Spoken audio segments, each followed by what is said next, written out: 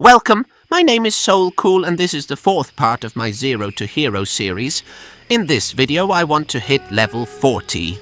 As you can see, I have changed a few things with my runes and specialization. I wanted to try out the Warlock tank specialization for leveling.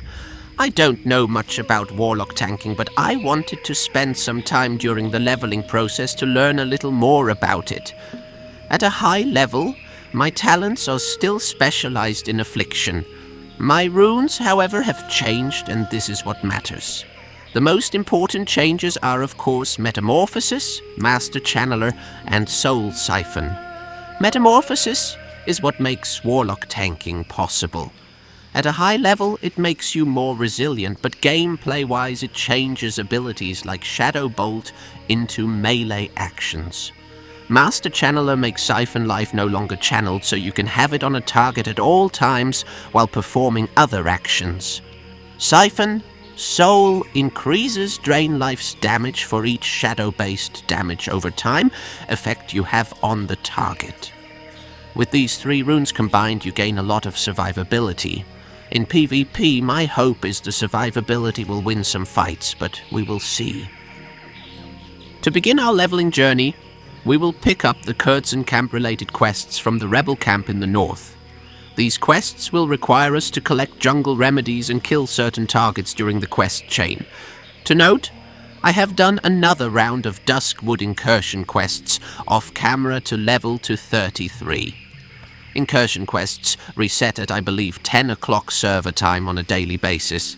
Given there was some time between making these videos, I was able to complete them again. Since we have already seen what the Duskwood daily quests look like, I didn't want to bore you with another round of them.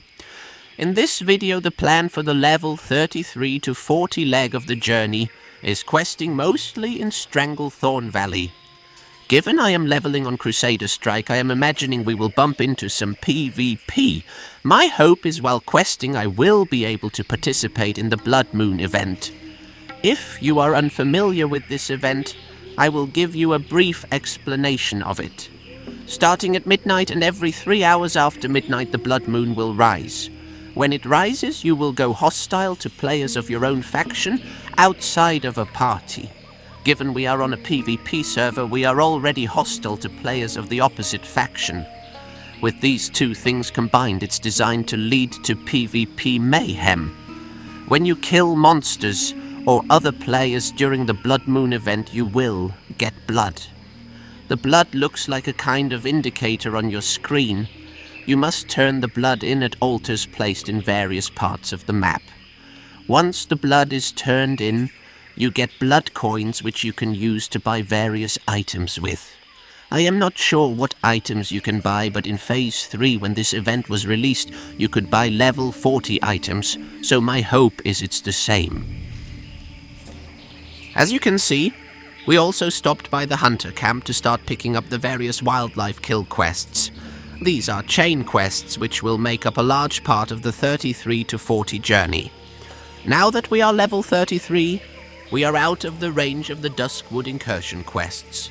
When you are outside of the incursion quest level range, the leveling process will slow down pretty significantly.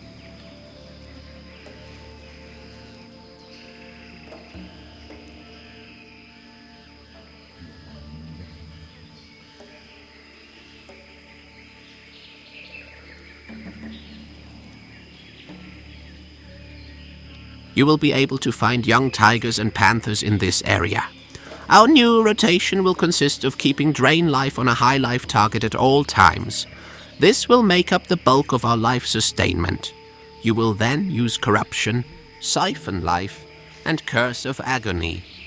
Once these are applied, I keep an eye on my mana and life tap as needed. When in Metamorphosis form, your life tap will convert life to mana at a higher rate.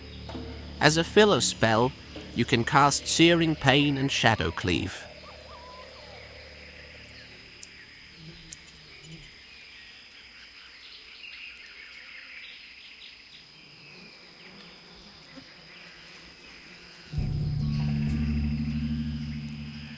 During the recording, I felt very powerful at this point. I could take on 2 to 3 monsters at a time easily. this led me down a road of being too overconfident, and as you know, overconfidence is a slow and insidious killer. Later in the video you will see how this will cost me. I will more often than not take on bigger challenges that lead to my death. I am new to Warlock tanking, so this is okay, but if you have any tips or pointers, please leave them in the comments. I would like to learn more about Warlock tanking so I can get better at it.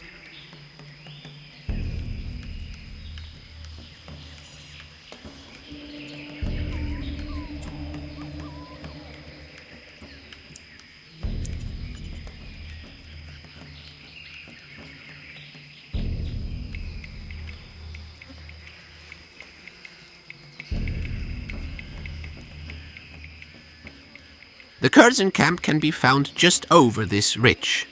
At this point we need to collect jungle remedies and kill the jungle warriors. Jungle remedies can be found on the medicine man. You also need to get a venom fern extract. This can be found in a box in the center of the camp.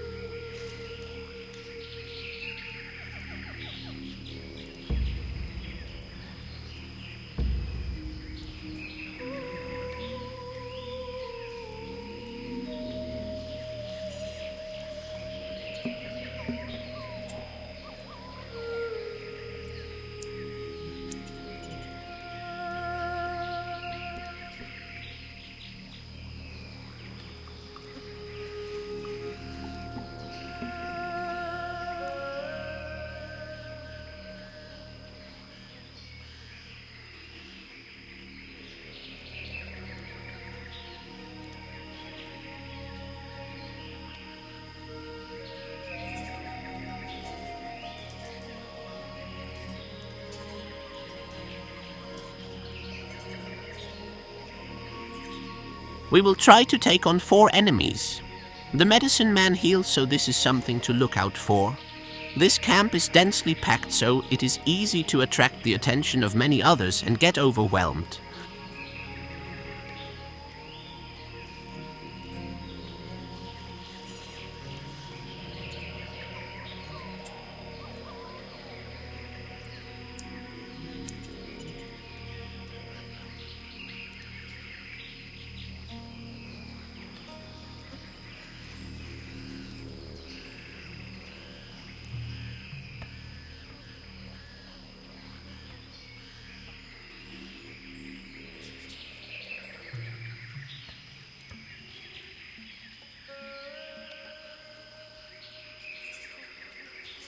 As you can see, the moment that Drain Life falls, our health starts to take a huge dip.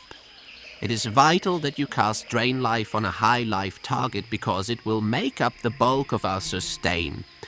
The fight is going pretty smoothly, and at this point I began to become even more confident.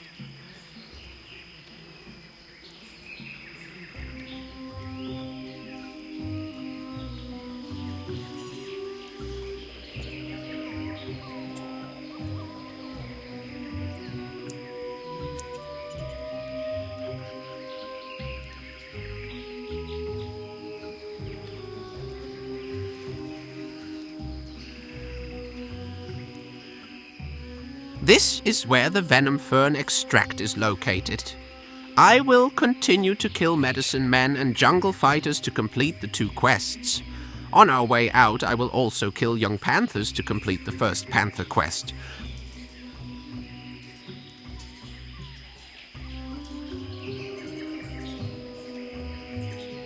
In this next encounter, I take on 5 or more medicine men and jungle fighters. This is far too many. To be fair, I didn't realize that there were this many enemies in the house, and this will cost me. Despite being powerful, the game at this point, in my opinion, starts to get a little more difficult.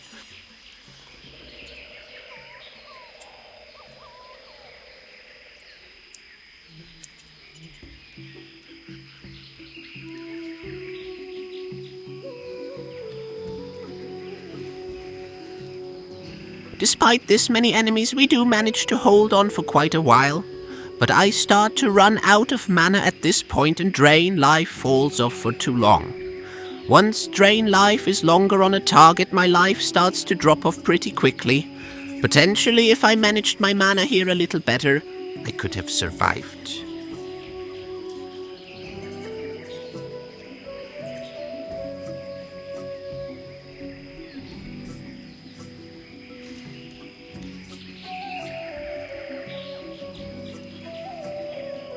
I am now done with jungle fighters, medicine men, and young panthers. I will turn in the young panther quest and then start to kill young tigers. These can be found right next to the hunting camp.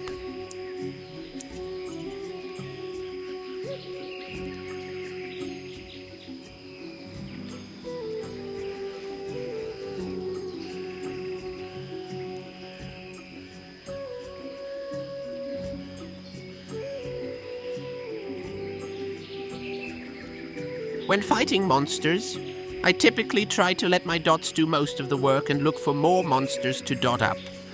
I try to fight 2 to 3 monsters at a time to help speed things up.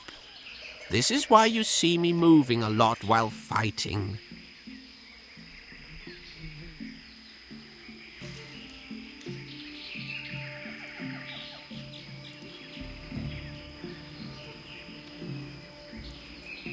You will be able to find panthers, raptors and tigers over to the west up this hill. The raptors are densely packed here, so it makes the quest a bit easier. The tigers are something you might need to chase down.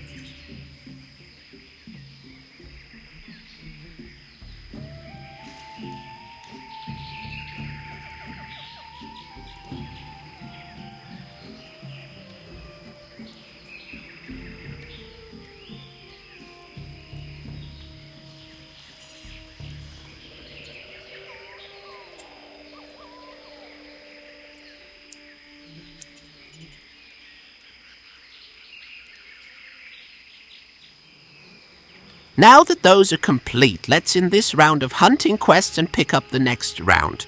We will continue to do this until we get the very last quest that requires us to go kill Bangladesh.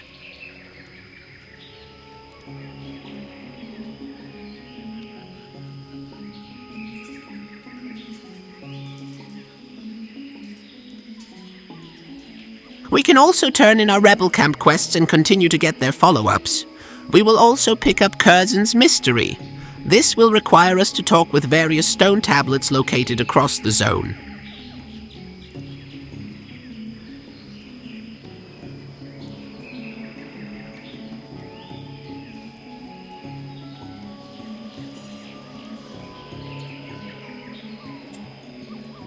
The next few rebel quests require us to continue deeper into this cave.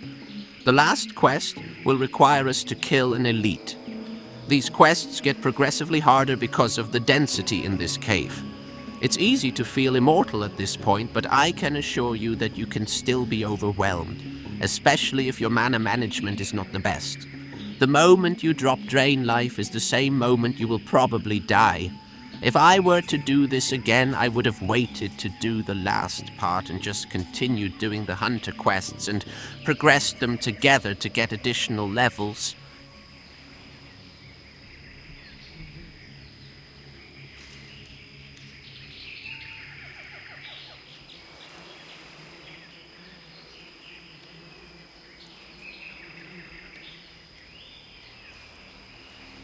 Let's turn in the second rebel quest and continue to get the follow-ups. At this point I need to repair my gear. My gear isn't the best, and normally I would just keep going, but something to note is if your gear is broken, you no longer gain the benefit of the rune on that piece of gear. Runes are insanely powerful, so I would recommend always repairing your gear when you can. To repair my gear, I will make the long walk south to Booty Bay. There are a lot of mid-level 30 quests I can get in Booty Bay, so I felt it was worth the walk south.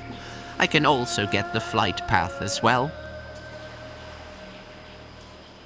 You can find a vendor who can repair your gear here. So far, I have been leveling without an add-on called Questier. I wouldn't recommend doing this because Questie is so very helpful. Not only does it show you any potential quests you can get in town, it also shows you where the objectives are on your map. I would recommend leveling with this add-on.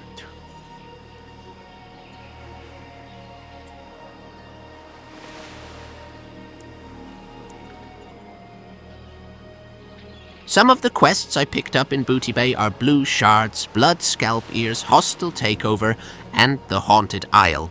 Make sure to pick up any quest that is your level, then make your way back north to complete them.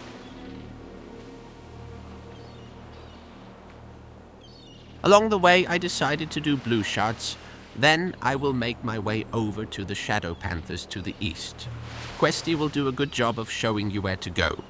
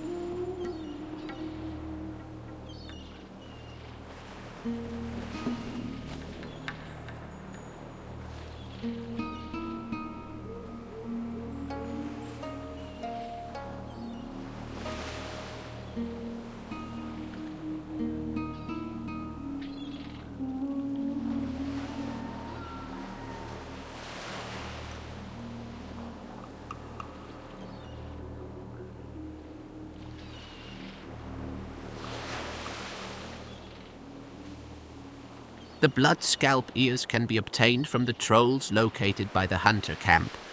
I think you need 10 or 15 of them, but don't worry. There are plenty of trolls here located among the ruins.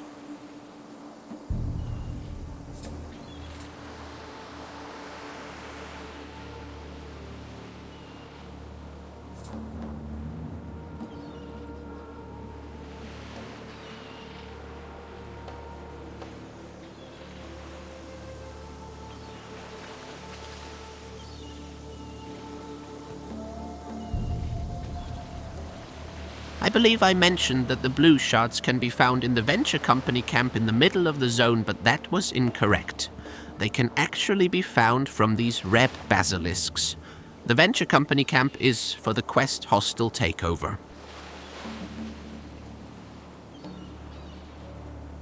One thing to note about these basilisks is they stun you. What is kind of neat is this does not stop drain life. Since it's no longer channeled, it will remain on your target, and you will continue to be healed regardless.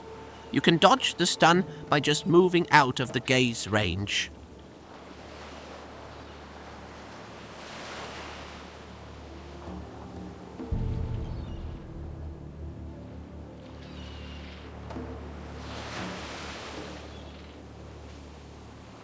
During this part of the questing, I encountered the Blood Moon event.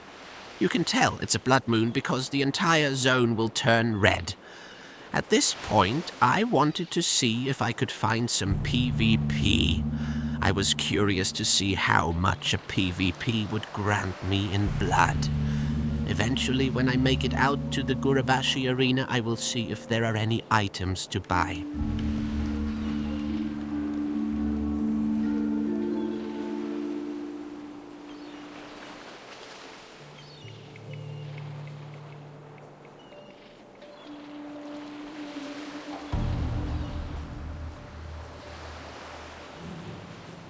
Another thing to note is normal monsters will also grant you blood. The blood can be shown on the right side of my screen, and for each monster kill you will receive 1 blood. So, If you can't find any other players, you could just grind a bit and get blood this way.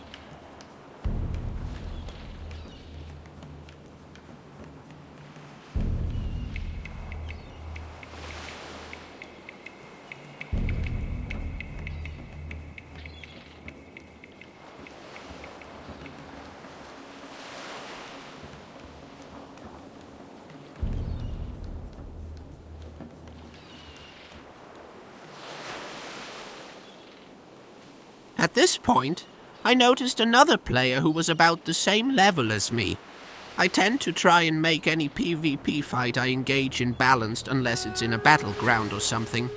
Let's see how we do against this mage.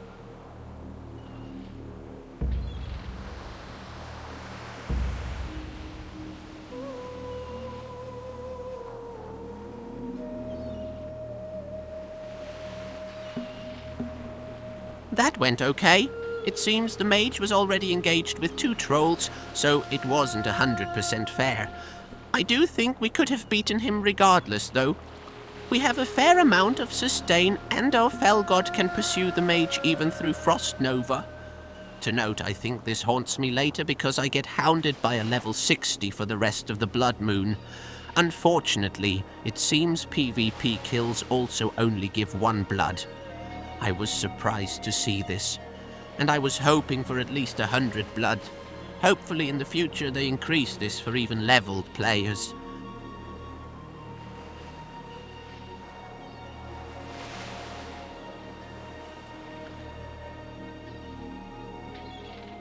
You can turn in your blood at these obelisks near troll ruins. Once you turn in the blood, the obelisk will grant you an equal amount of blood coins. This is the level 60 I was referring to. I got killed multiple times by this person during the event. I do miss this event though from Phase 3. During Phase 3 the levels were capped, so the odds of finding encounters that were evenly matched was far higher. It's okay, we will take our death here. Take our...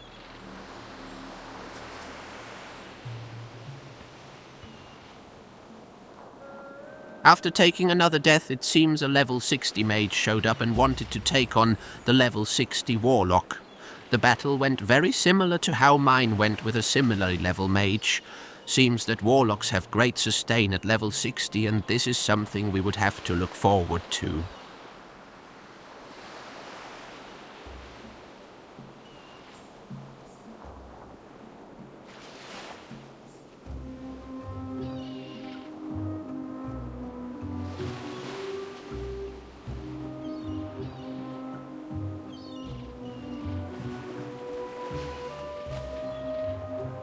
I got the first part of the legend for the quest Curtain's Mystery. Once you interact with this tablet here in the ruins close to where the red basilisks were.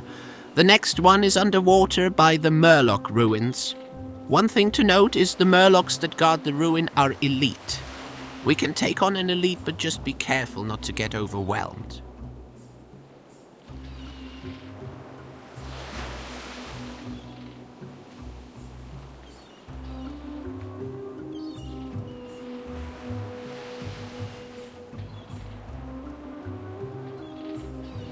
Here is the next tablet. As you can see, it's just off the coast. Once I get these, we will go closer to the Horde encampment Gromgal to hunt for lashtail raptors. At this point, you should be done with the Haunted Isle, Hostile Takeover, Blue Shards, and collecting blood scalp ears. There are plenty of lashtail raptors in this area. You should be able to complete this quest, and we will get ready to turn in.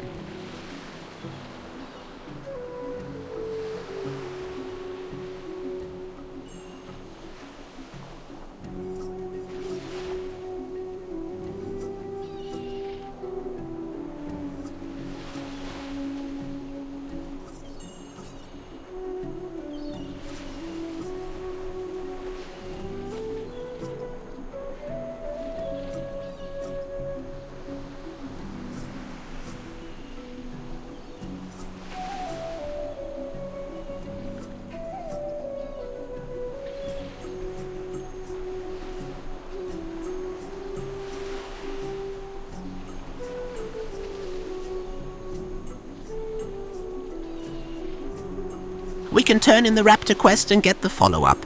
At the 4th chain of each hunter quest, you will be required to kill an elite monster of that group. The last part of the chain for raptors is to kill an elite raptor named Thesis.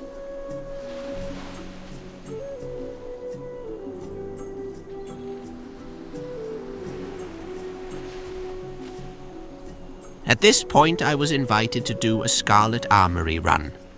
As an Alliance player, I would recommend not doing this. The run to the Scarlet Monastery is very far. If you do not have the flight path, it could take you upwards of an hour to get there. This is a huge experience loss, and it isn't the best gameplay. Given we have been leveling up as a Warlock tank, I wanted to see if I could tank a dungeon with other skilled players. This will be the first time I have ever Warlock tanked in a dungeon, so I found it worth it for me to make the long journey there. I will make the journey off camera, and we will continue once I get to the dungeon.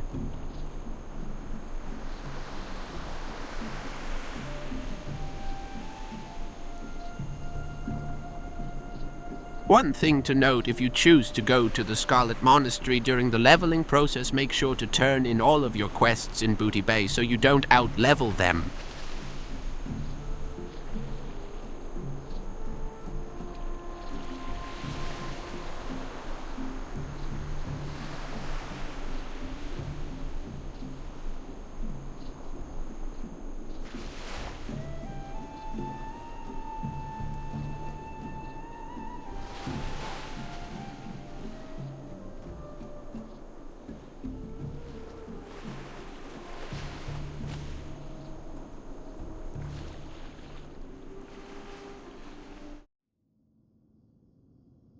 We should start getting used to summoning everyone to instances or raids. I think this is the first time I summoned someone, and I think the closets are a nice touch to Classic. What is odd is that the dungeon summoning stone still does not work. Anyway, let's get everyone here and head inside. Previously, the Paladin was tanking, but I offered to tank so I could try it out. To note, I didn't know anything about Warlock tanking, so during the long walk to the Scarlet Monastery, I read a guide on it. They mentioned using Hellfire for AoE threat and Searing Pain for single target threat. I asked the Paladin to use Concentration Aura so I wouldn't get pushback when channeling Hellfire. If you are unfamiliar with Hellfire, it's an AoE spell that does pretty good damage to all monsters, but it hurts you as well.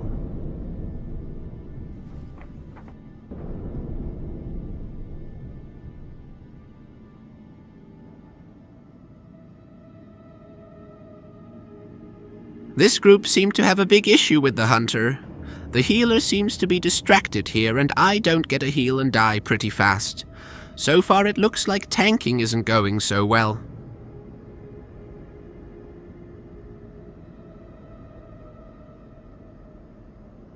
I got a resurrection and got back to my original state, and we pushed on. So far, I think I am doing something incorrectly because I am taking a boatload of damage. I wasn't sure if this was because I was wrong or if Warlock tanks are not the best at this level.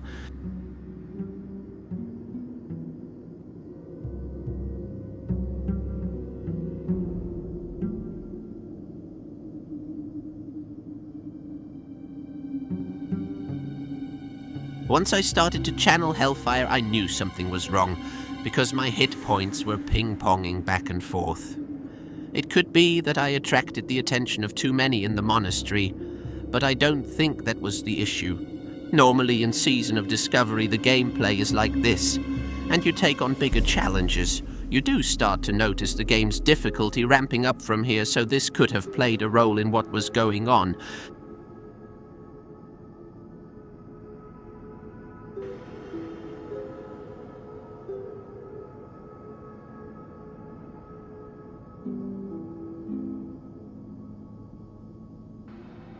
During the editing of this video, I do notice a big difference between when I have a heal over time effect on me and the times I don't. When I don't have a heal over time on me, my hit points evaporate. This could be normal for other tanks, but I think Hellfire is not the way to go. I could be wrong about that, but I don't think I am.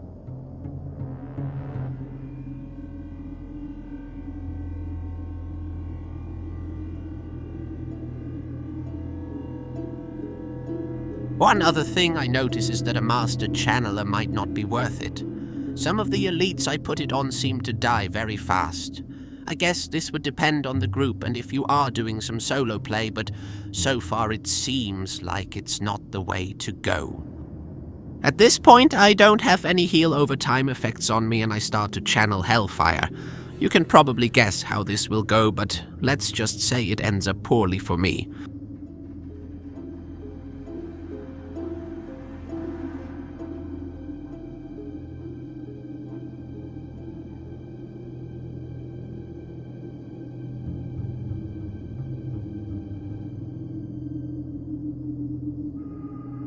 After dying a second time, we all notice that I'm doing something wrong, so the paladin resumes tanking.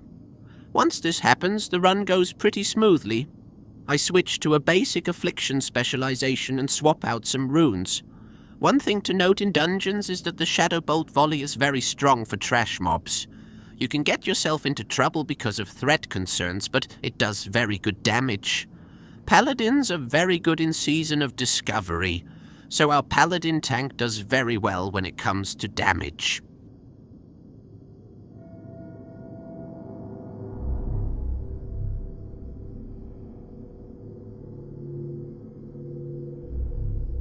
I was kind of disheartened at this point, so I started to look up other Warlock tanking guides to see what other people thought.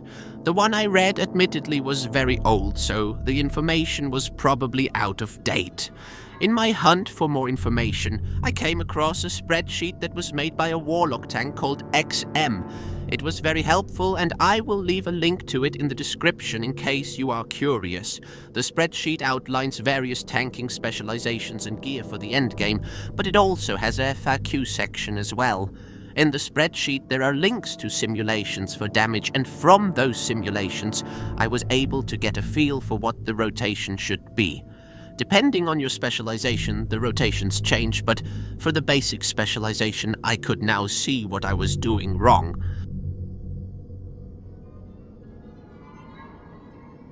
My original assumptions, I believe, were correct about Hellfire. There are a few issues with using this spell for AoE threat. The first is it damages you when you use it, but more importantly, you can't dodge when you cast spells. The major form of mitigation a Warlock has in Season of Discovery is dodge. Instead of Hellfire, we rely on Shadow Cleave for AoE threat. XM does mention if you are having issues with AoE threat beyond using Shadow Cleave, that you should swap out your chest rune for Lake of Fire. This will make Rain of Fire an instant cast AoE spell that no longer needs to be channeled. If you have ever tanked on a Blood Death Knight, you might be familiar with this concept because Death and Decay was very much like this. He also mentions that if you are Affliction specialization and are specialized into Nightfall, you can get a reset on your Shadow Cleave anytime Corruption does damage. Now this sounds tempting because Shadow Cleave has a 6-second cooldown, but he mentions using globals on Corruption tends to not be worth it just for more Shadow Cleave procs. The second large issue I was having is, I went into this dungeon with the thought we would just burn everything down instantly and there would be zero challenge. I should have put other damage mitigation runes on before the run. There are 4 that make up the generic Warlock specialization. One is Vengeance. This is similar to the Warrior's talent Last Stand. It gives us some temporary hit points. The second is the Dance of the Wicked. This rune grants us a dodge chance equal to our critical strike chance anytime we critically hit for a period of time. Demonic Grace is another cooldown that raises our dodge significantly, and it's like our shield wall. The last rune I should have used is Infernal Armor. Now this last rune is questionable, but it raises our magic damage mitigation.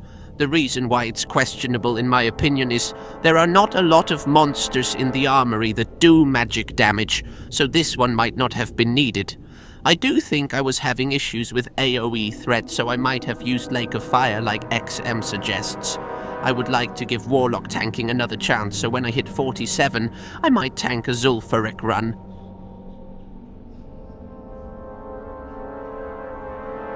As you can see, Shadowbolt Volley is doing pretty well when we have more than 3 mobs. Most of the run continues like this, so I will forward to the last boss. He is not the best for Affliction Warlocks because our damage is over time, and he has large immune phases that are not damage over time friendly. This fight favors burst damage.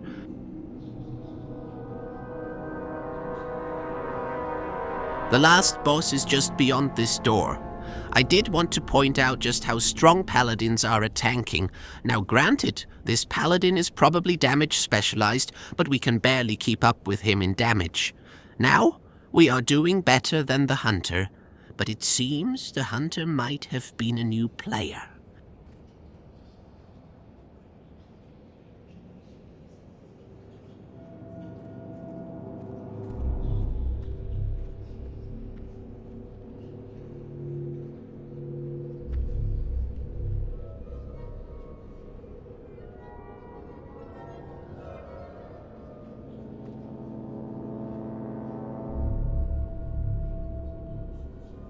I didn't have enough time to swap out my hand rune for Haunt. This would have raised our damage a bit, but I wasn't stressing out about it too much.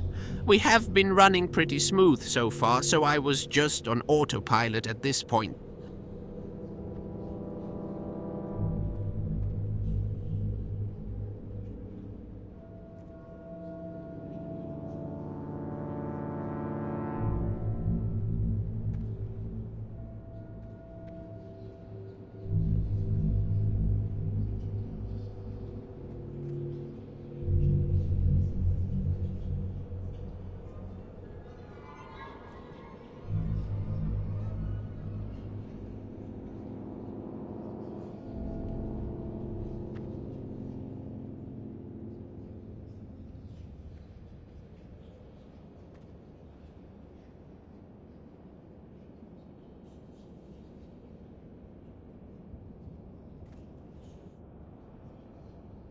In my last video I mentioned that I wanted a challenge and that I would try to solo a dungeon. I gave that a try in the Scarlet library, but I quickly found out that this wouldn't be close to worth it. Elites seem to give very little experience solo, and the amount of damage I do is pretty low as tank specialization. I also lack the needed survivability in order to tank many elite monsters, so I killed a few elites, then realized I should head back to Stranglethorn Valley and continue my leveling journey. I was getting pretty close to level 40 and I wanted to get my felsteed.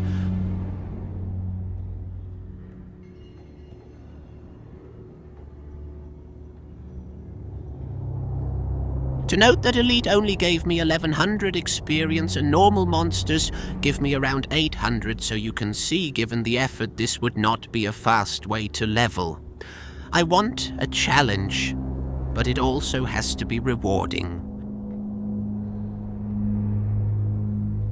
Now that we are back in Stranglethorn Valley, I wanted to continue with our raptor quest. As it turns out, we don't have the elite raptor quest, and we instead need to kill the regular raptors by the Gurabashi arena.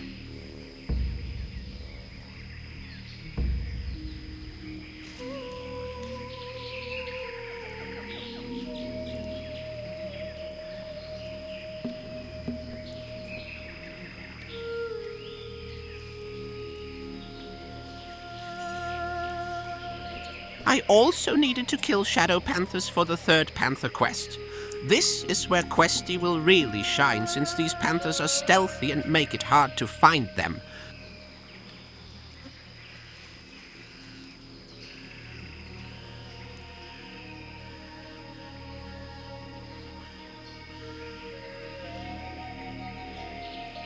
I wanted to wrap up the Hunter quests along with the Curzon quests, so I wouldn't outlevel them.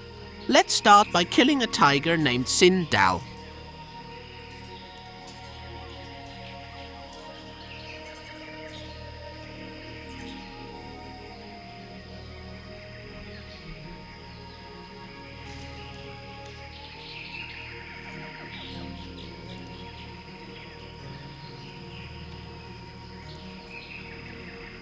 The third tablet for the quest Curzon Mastery can be found in the North Troll ruins.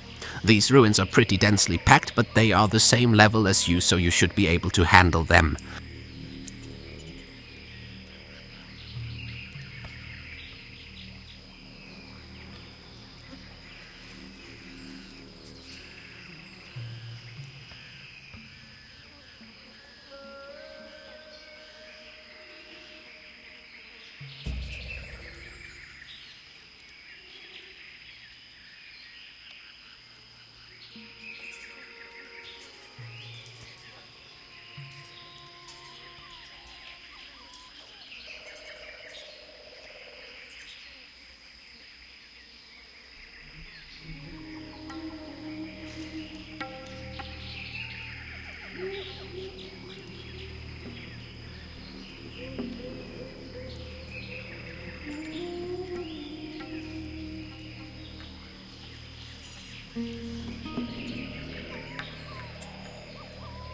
The fourth and final tablet can be found here.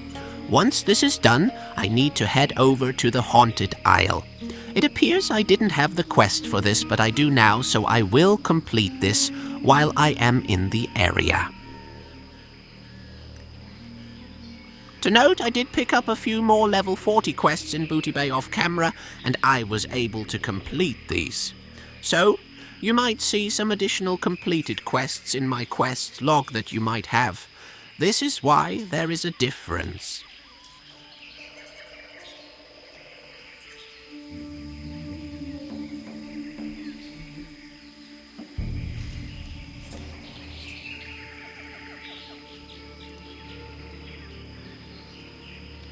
Now that we have completed more hunter quests, let's turn them in.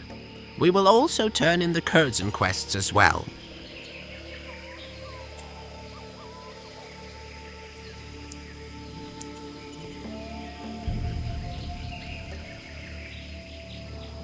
I wanted to complete the Curzon quests, so I headed back to the cave in the Curzon camp to take on the elite at the end of the cave. To get to this point can be a challenge. The cave is densely packed with monsters that are slightly higher level than you. This will require you to take on 2 or 3 monsters at a time. Just remember to keep drain life and siphon life up and you should be fine.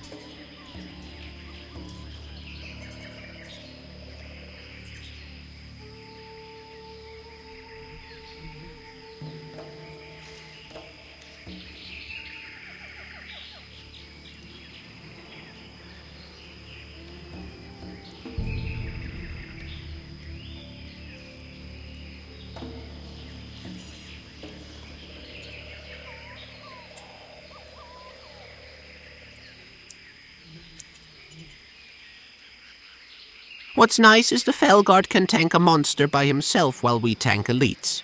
This might not always be needed, but in this case, I thought it was nice.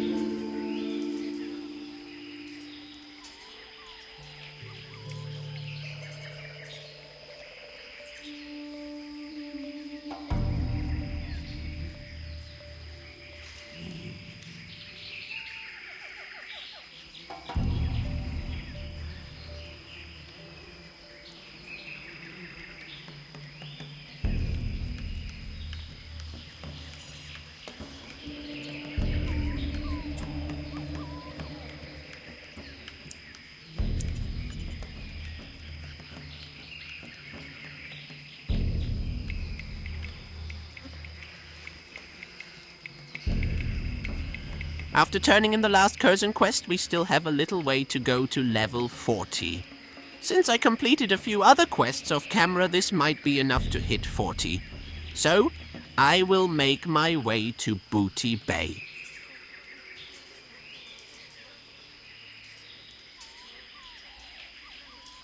While headed to Booty Bay, I wanted to complete the last raptor quest. I also killed some other monsters to get to this point, and in that process, I was able to hit level 40. Once this is complete, we will head over to Ratchet from Booty Bay to pick up our felsteed. The felsteed cannot be learned as a spell and must be picked up in Ratchet.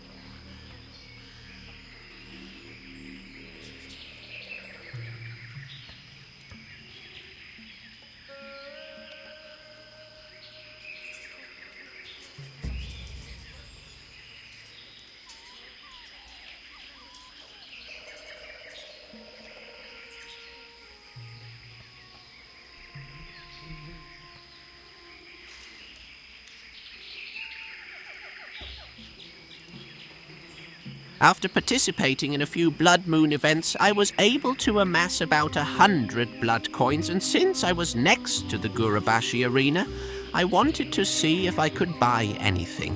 Unfortunately, this vendor no longer seems to sell low-level gear like he did in Phase 3. This was kind of disappointing.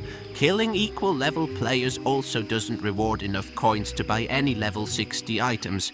So personally, I think the Blood Moon event was kind of a waste of time.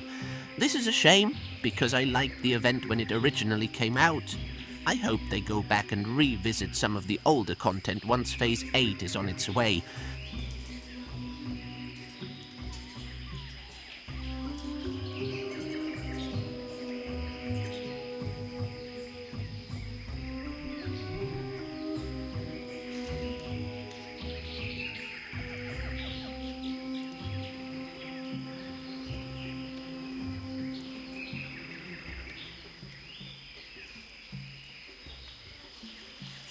We finally made it back to Ratchet.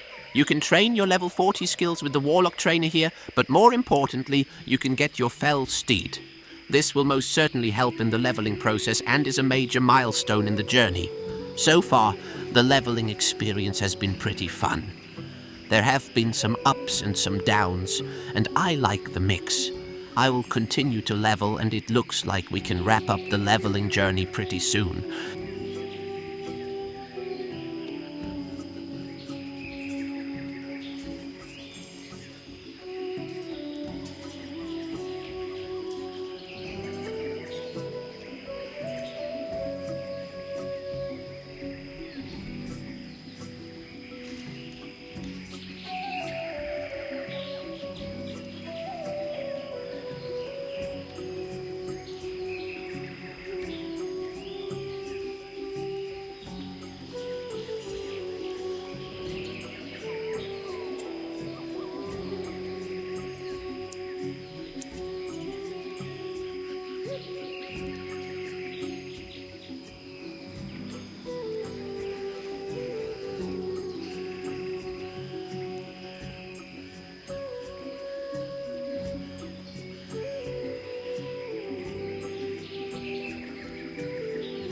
I think this will be a good time to take a break. I hope you are enjoying the leveling journey as much as I am, and again, please let me know if you would like me to change anything about the content. Also, please give a like if you enjoyed the content and subscribe for future videos. Bye for now!